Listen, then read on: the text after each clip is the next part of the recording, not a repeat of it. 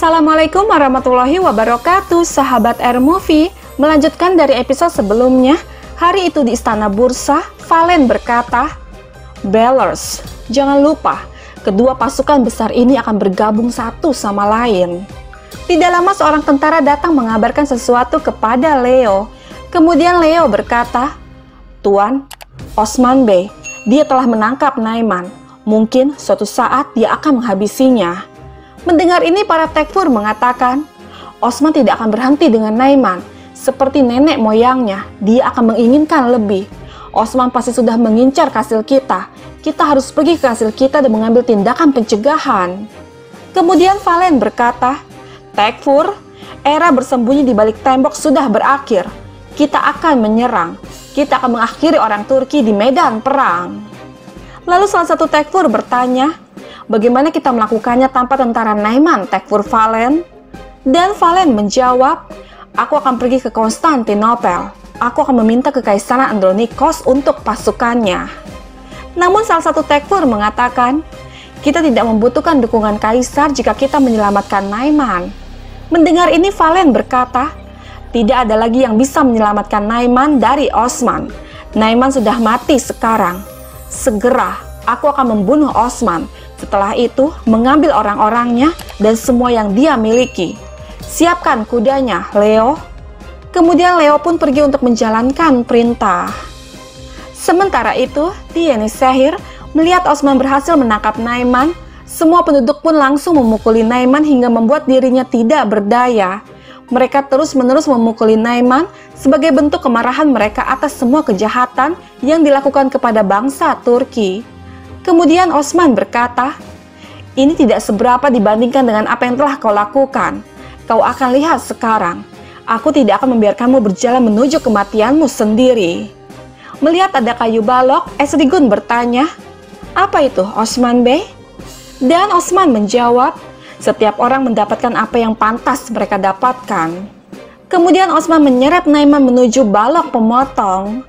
Dan di hadapan semua orang, Osman berkata, "Hei semuanya, ini, di sini, orang di balik semua kejahatan dan skema itu. Anjing bernama Naiman ada di depan kalian." Sekarang, Esrigun Hatun bilang bahwa kepalanya adalah milik Ghazanhan. Tetapi aku mengatakan bahwa musuh terbaik adalah yang mati. Dia menyiksa orang-orangku, dia menumpahkan darah bangsaku.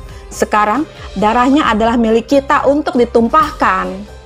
Menyaksikan itu, Esrigun berkata, "Apa yang akan kau lakukan akan memiliki konsekuensi, Osman Bey. Naiman akan pergi ke Tabriz, dan Ghazanhan akan berurusan dengannya."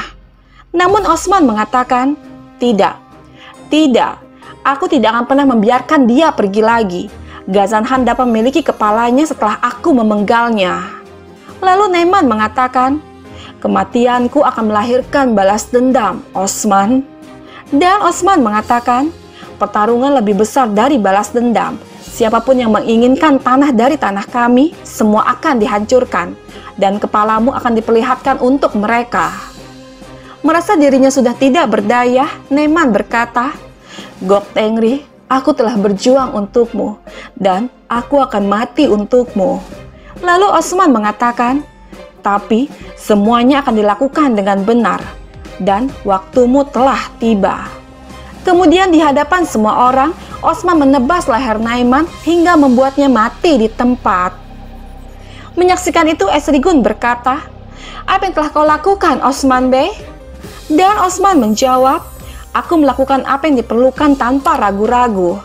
Lalu Esrigun mengatakan, "Kau memburu mangsa Ghazanhan, bagaimana kau akan menjelaskan itu?" Dan Osman mengatakan, "Mangsanya bukan milik orang yang ingin memburunya, tapi milik orang yang memenggal kepalanya. Katakan itu pada Ghazanhan."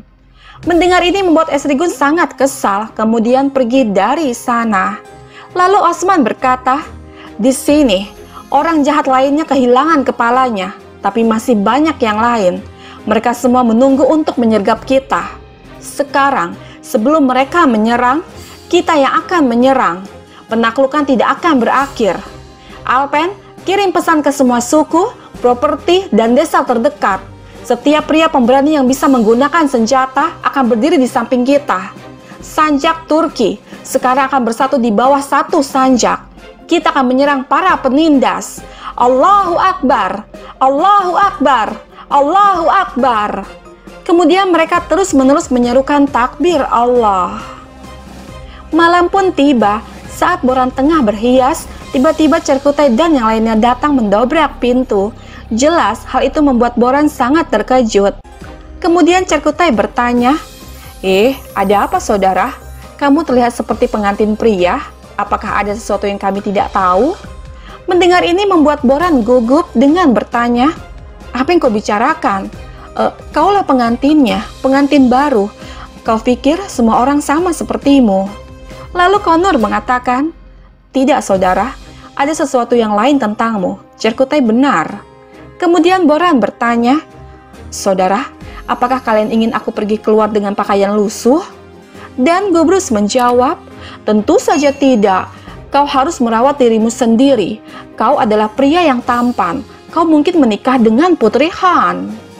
Lalu Cerkutai mengatakan, ya, jika kau mau, aku bisa mengajarimu bahasa Mongolia, Boran. Kau mungkin membutuhkannya. Mendengar ini Boran berkata, kau bercanda kan Cerkutai? Ayo, BM sudah menunggu. Namun Connor mengatakan, ya, BM sedang menunggu kita, tapi sepertinya orang lain sedang menunggumu. Mendengar ini membuat Boran sedikit canggung, namun dia berusaha untuk tidak memperdulikannya. Namun masih dengan penasaran, Gubrus bertanya, saudara, maukah kamu memberitahu kami bagaimana kamu menyelamatkan Esrigun Hatun? Mendengar ini membuat Boran semakin kesal dengan menjawab, aku lebih suka Karabe memukuliku daripada kalian berbicara tentangku seperti ini. Namun Cerkutai mengatakan, oh tidak, dia lebih kuat dari yang terlihat. Dan saat mereka hendak pergi, tiba-tiba Esrigun datang.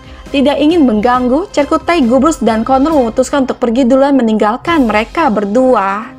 Kemudian Esrigun berkata, bagaimana lukamu, Boran Al? Dan Boran menjawab, aku baik-baik saja. Alhamdulillah, aku telah menghadapi yang lebih buruk, Esrigun Hatun. Lalu Esrigun mengatakan, aku tidak bisa berterima kasih dengan semua yang terjadi. Mendengar ini Boran mengatakan, astagfirullah Esrigun Hatun, aku melakukan apa yang aku tahu. Namun Esrigun mengatakan, tidak, kau melakukan lebih. Aku berhutang nyawa padamu. Mendengar ini Boran berkata, tidak Esrigun Hatun, kamu tidak berhutang apapun padaku. Dan aku hanya melakukan apa yang aku tahu. Kemudian dengan memberikan sebuah belati sebagai hadiah, Esrigun berkata, kau telah melindungiku. Aku berharap ini akan melindungimu juga. Mendengar ini membuat Boran semakin gugup. Kemudian dengan mengucapkan terima kasih, dia pun pergi menuju Dewan. Sahabat kita beralih ke Konstantinopel. Di hadapan Yesus Kristus, Valen berkata, aku, anak bungsu dari dinasti Valen. Aku lahir sebagai Muzalon, dan aku berjuang sebagai Muzalon selama bertahun-tahun. Keluargaku melawan tentara yang hebat dan mengalahkan yang tak terkalahkan. Mereka semua melakukannya untukmu, Yesus. Mereka mengkritikku. Mereka menghancurkan Muzalon yang tak kenal takut dan mengubahku menjadi Tekfur Valen. Pendeta, aku ingin dibaptis lagi. Sebagai komandan Muzalon, aku ingin dibangkitkan. Kemudian ritual pembaptisan pun dimulai oleh beberapa pendeta. Lalu Valen berkata, Yesus Kristus berkati aku sehingga aku bisa membuat orang Turki meludahkan darah. Aku terlahir kembali sebagai komandan Muzalon. Sahabat kita kembali ke Yenisehir. Terlihat Malun yang tengah merayu putrinya dengan berkata, putriku, gadisku yang cantik, bagaimana jika sesuatu terjadi padamu? Apa yang akan aku lakukan? Akankah aku bisa hidup? Masih dengan perasaan kesal, Fatma mengatakan, terus, lagi pula, saudari baruku akan datang. Selain itu, di mana sepatuku?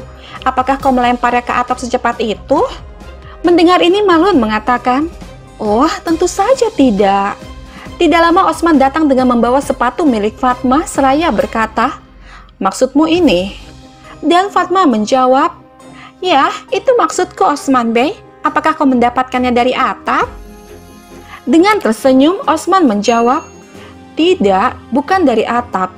Aku menyelesaikan ini untukmu. Tetapi jika kamu tidak ikut makan malam denganku, aku tidak akan memberikannya padamu." Dengan terus melihat sepatu itu, Fatma berkata, "Baiklah, ketika saudari baruku tumbuh, aku akan memakainya. Selain itu, aku juga tidak lapar." Lalu Osman mengatakan, "Lihat aku. Bagaimana jika sesuatu terjadi padamu? Bagaimana jika aku tidak bisa melihatmu lagi? Apa yang akan aku lakukan kalau begitu? Katakan padaku." Dengan kesal Fatma menjawab, "Lagi pula, kau tidak melihatku, Osman Bey.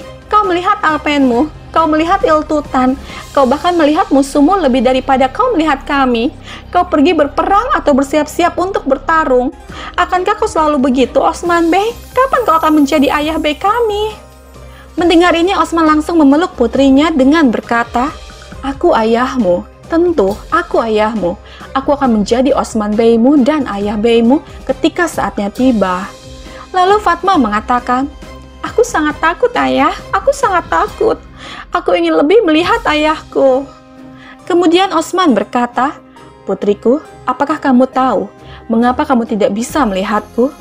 Agar anak-anakmu juga lahir menjadi bangsa yang besar. Jika tidak, tentu saja aku ingin melihat setiap detik kamu hidup. Tapi kamu perlu ingat bahwa kita tidak hidup untuk diri kita sendiri. Kita hidup untuk firman Allah dan tujuan kita adalah tujuan umat. Dalam hal ini, kerinduan yang kita miliki untuk rumah dan anak-anak kita adalah tantangan terberat bagi kita." Lalu Fatma bertanya, "Apakah kau juga merindukan kami?" Seketika Osman menjawab, Tentu aku selalu merindukan kalian. Tapi kurasa kamu tidak merindukanku. Jika kamu merindukanku, kamu akan datang untuk makan malam denganku." Dengan terus melirik ke arah sepatu itu, membuat Fatma tidak bisa lagi menolaknya. Dia pun langsung memakai sepatu buatan ayahnya, lalu berkata, "Ayo pergi sebelum makanan menjadi dingin." Kemudian mereka pun pergi menuju ruang makan. Sesampainya di sana, Osman pun mempersilahkan semuanya untuk duduk. Kemudian Orhan berkata, "Musuh lain pergi, Beim." Dan Osman menjawab, "Ya, memang, kita mengalahkan musuh lain, tetapi ada ribuan musuh lain yang menunggu dalam antrian." Jangan khawatir, ini bukan saatnya membicarakan pertempuran." Lalu Fatma mengatakan, "Dia bukan Osman Bey sekarang, dia hanyalah seorang ayah." Kemudian dengan menggendong Halimeh, Osman berkata, "Kamu akan tumbuh dewasa dan bergabung dalam pertempuran." "Oh tidak, itu masih awal. Ambil sendokmu dan pergi ke tengah. Ayo sebelum pertempuran." Kemudian Osman melepaskan Halimeh hingga membuatnya berjalan. Melihat itu membuat mereka semua tersenyum. Lalu Osman berkata, "Jadi, kamu hampir pergi berperang, tapi kamu masih muda untuk berperang." Lalu Fatma mengatakan, "Aku membuat kesalahan dengan pergi berperang. Kamu tidak boleh melakukan itu, adik. Masih ada waktu untuk pertempuran. Aku senang saudari Ulgen menangkap Halimeh." Dan Ulgen mengatakan, "Aku berharap aku bisa menangkapmu juga, Fatma. Jangan lakukan hal seperti ini tanpa memberitahuku, oke? Aku tidak akan memberitahu siapapun." Lalu Fatma berkata, "Tobat, pertempuran tidak seperti pelatihan." Dan Malhun mengatakan, "Ya, tentu saja tidak, putriku yang cantik. Kamu melawan musuh dalam pertempuran, tapi kamu berlatih dengan kakakmu." Lalu Fatma mengatakan, "Kakakku mengizinkanku untuk mengatur nafasku, tetapi mereka tidak akan menungguku untuk mengatur nafasku di pertarungan, kan?" Dan Bala menjawab, "Ya, mereka tidak akan, Fatma. Itu sebabnya kamu perlu dilatih." Kemudian dengan mengucapkan basmalah, mereka pun mulai menyantap hidangan tersebut. Dengan Karabe yang terus memperhatikan Boran dan Esrigun yang terus saling melirik. Kemudian Osman berkata, "Apakah ada kabar dari Besungur?" Dan Boran menjawab, "Sepucuk surat tiba, Beim. Dia pergi untuk mengambilnya." Lalu Osman berkata, "Baiklah. Karabe, katakan padaku, siapa yang akan menikah selanjutnya? Apakah kau memiliki seseorang dalam pikiranmu?" Dan Karabe menjawab, "Ya, Beim, ya, aku memiliki seseorang dalam pikiranku, tapi masih ada waktu." Mendengar ini membuat Bora mendadak batuk. Kemudian dengan berbisik, Cerkutai mengatakan, "Kau harus mulai mengumpulkan emas. Itu menyakitkan untuk dilakukan jika kamu tidak siap. Kamu adalah lady killer sejati." Mendengar ini membuat Boran dan Esrigun menjadi sangat gugup. Tidak lama Besungur datang membawa pesan dari Martolos. Dengan surat itu berisi, "Osman Bey, Tekfur Valen datang ke Konstantinopel. Aku mengikuti setiap gerakannya seperti yang kau perintahkan." Kemudian Osman berkata, "Fatmah, sekarang saatnya untuk ayahmu menjadi Osman Bey." Mendengar ini membuat Fatmah sedikit murung, namun Malhun mencoba untuk menenangkannya. Lalu Osman mengatakan lagi, "Alpen, kirim kabar kepada para Bey. Kita akan melangsungkan dewan." Kemudian Boran dan yang lainnya pun pergi untuk menjalankan perintah.